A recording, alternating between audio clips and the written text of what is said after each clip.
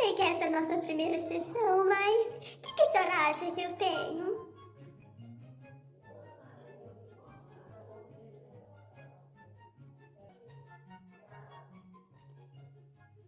Ai, sabe por quê? Porque eu tenho me sentido tão... Não precisa me falar nada. Eu já sei de tudo. Você... Deixa eu ver. Pelo seu jeito de olhar, pelo seu jeito de falar, pelo seu jeito de se vestir, você tem...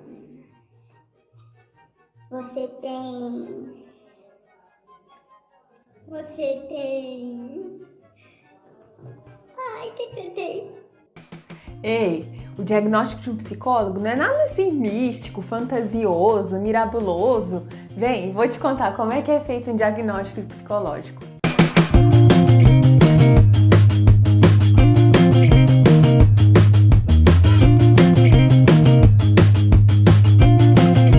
E aí, seja muito bem-vindo a este canal. Eu sou Débora Santiri e estou muito feliz de saber que você está aqui.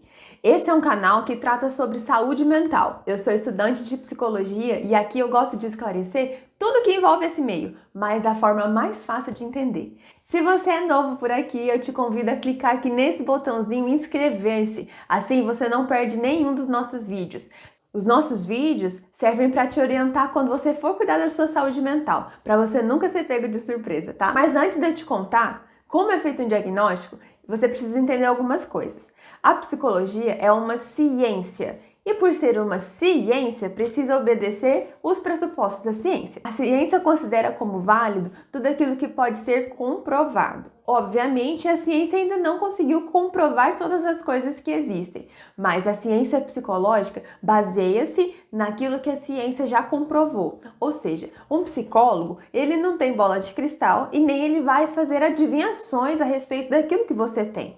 Ele não vai olhar para sua cara e falar, mas você tem uma carinha de deprimida, você tem depressão, né? Ele também não vai olhar para você e dizer, tô sentindo cheiro de ansiedade, você tem um transtorno de ansiedade aí que eu sei. Então, nossos diagnósticos são feitos a partir de muito estudo. Engana-se quem pensa que o psicólogo, quando ele termina sua graduação, ele já está pronto, ele já sabe tudo sobre psicologia.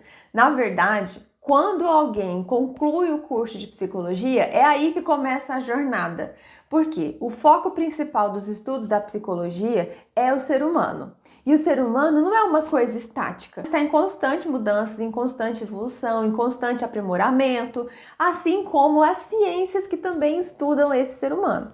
É por isso que um psicólogo nunca vai parar de estudar. Sempre vai ter um termo novo, sempre vai ter um conhecimento novo, sempre vai ter uma nova experiência no laboratório, sempre surgirão novidades para acolher, para tratar, para resolver as demandas do nosso objeto de estudo, que é o ser humano.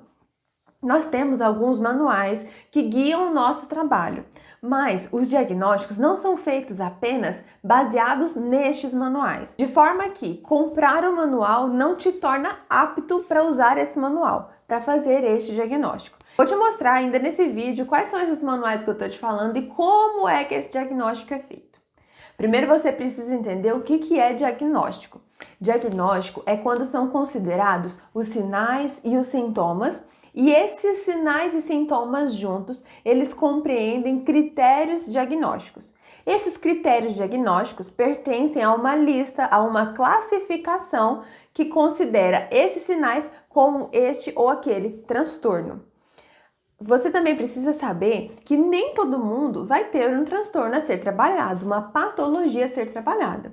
Algumas pessoas no ambiente psicológico apenas precisarão de orientações, outras precisarão encontrar-se consigo mesmas, outras precisarão se ressignificar. Também existem aquelas pessoas que sim, têm uma patologia, têm um transtorno e por isso vão precisar de um diagnóstico.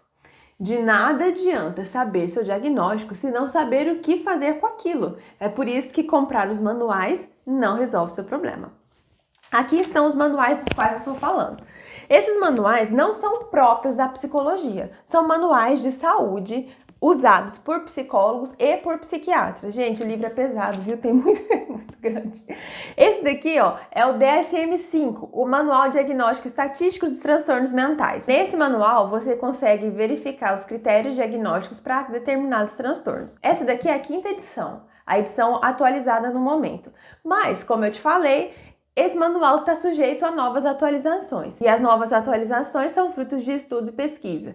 Quando um novo transtorno, um novo diagnóstico é comprovado cientificamente, vai sendo acrescido aqui na lista de transtornos.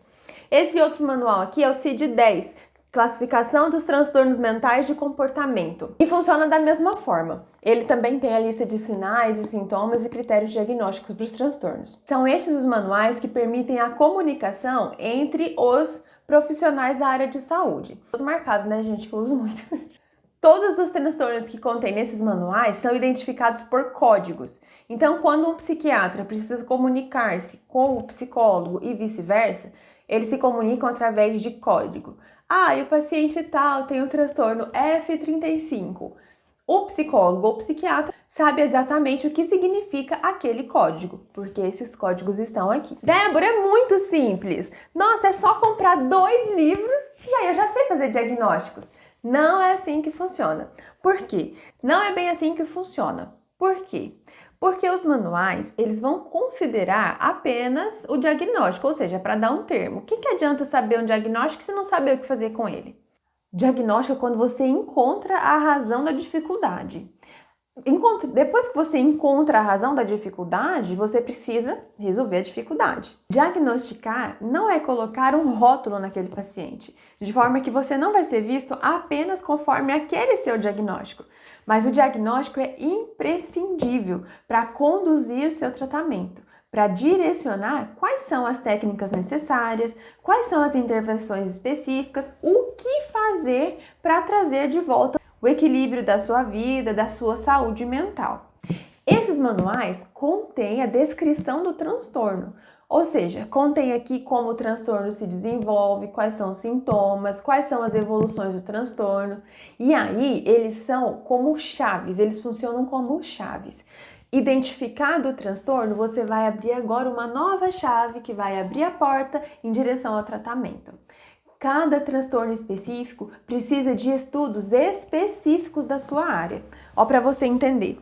Esse daqui é um livro que fala sobre depressão. Sobre depressão através do aspecto cognitivo comportamental. Mas eu não sei o que significa isso. Exatamente. Por isso que você vai precisar de um profissional psicólogo. Através daquele seu diagnóstico, você receberá tudo aquilo que você precisa, conforme as técnicas certas. Débora, mas eu não sei usar esse manual, eu não sei usar esse livro. Exatamente. Você vai sempre precisar de um profissional treinado, habilitado, capacitado a transformar todos esses conhecimentos teóricos em conhecimentos práticos. Talvez você ainda não saiba, mas existem algumas ferramentas, na verdade diversas ferramentas utilizadas pelo psicólogo para chegar até o seu diagnóstico. Essas ferramentas, algumas delas são exclusivas de psicólogos, outras podem ser compartilhadas entre alguns profissionais da saúde, como médicos, como psiquiatras, enfim. Então, o psicólogo pode usar. Existem alguns documentos específicos que são função do psicólogo. Por exemplo, parecer psicológico, avaliação psicológica, testagem psicológica. E quando se trata de testagem psicológica, existe uma gama de testes que vão auxiliar no diagnóstico. Existe teste de atenção, teste de hiperatividade, teste de humor, teste de depressão, teste de raciocínio. Existem uma infinidade de testes. Ou seja, o psicólogo, quando vai fazer um diagnóstico, ele recorre a todas essas ferramentas que existem, a todas essas ferramentas que ele tem à disposição até chegar no seu diagnóstico. Você viu que é um longo caminho, envolve muita pesquisa, envolve muita leitura, envolve muito estudo, envolve muito trabalho.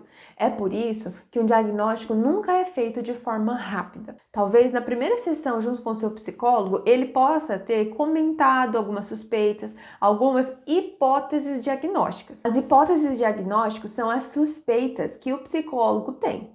Então, essas suspeitas vão direcionar o processo de investigação.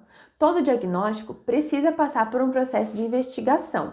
E aí o psicólogo vai fazer várias perguntas, vai conhecer melhor a sua vida, vai aplicar testes se for necessário, vai usar as ferramentas que forem necessárias nessa investigação, até encontrar o foco do atendimento do problema, que é o diagnóstico. Entende? Os diagnósticos não vão considerar as opiniões pessoais do psicólogo, as crenças, os valores dele, os julgamentos, os achismos, enfim. Os diagnósticos são feitos de maneira neutra. Independente da sua história de vida, o psicólogo vai fazer um diagnóstico de maneira neutra, com o objetivo de encontrar o melhor caminho para solucionar o seu problema. Quando o diagnóstico é feito de maneira correta, ele é mais assertivo. E por ele ser assertivo, ele vai direto no ponto que você precisa de atendimento. Diretamente no ponto da sua queixa.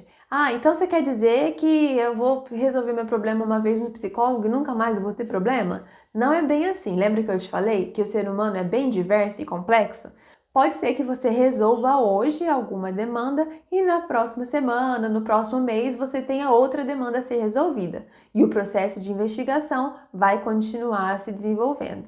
O tempo necessário para encontrar o seu diagnóstico vai depender da sua demanda, da especialidade desse psicólogo e da quantidade de testes que ele vai precisar fazer, ou as outras ferramentas que ele pode decidir usar. O fato é que sempre uma demanda psicológica afeta diversos setores da nossa vida. Então, geralmente, esse diagnóstico vai estar ligado a outras demandas, outras áreas da sua vida também. Viu só como o diagnóstico precisa ser bem detalhado? Exige muito conhecimento e muita dedicação por parte do profissional? É por isso que o psicólogo não tem bola de cristal. Seria muito mais fácil, mas requer muito tempo, muita dedicação e muito estudo para realizar um diagnóstico. Se você ainda ficou com alguma dúvida em relação ao diagnóstico, como ele é feito, quais são as funções dele, pode colocar aqui no comentário, eu respondo vocês, sempre respondo os seguidores. Se você é novo por aqui, se inscreva nesse canal, ativa o sininho para você não perder nenhuma notificação.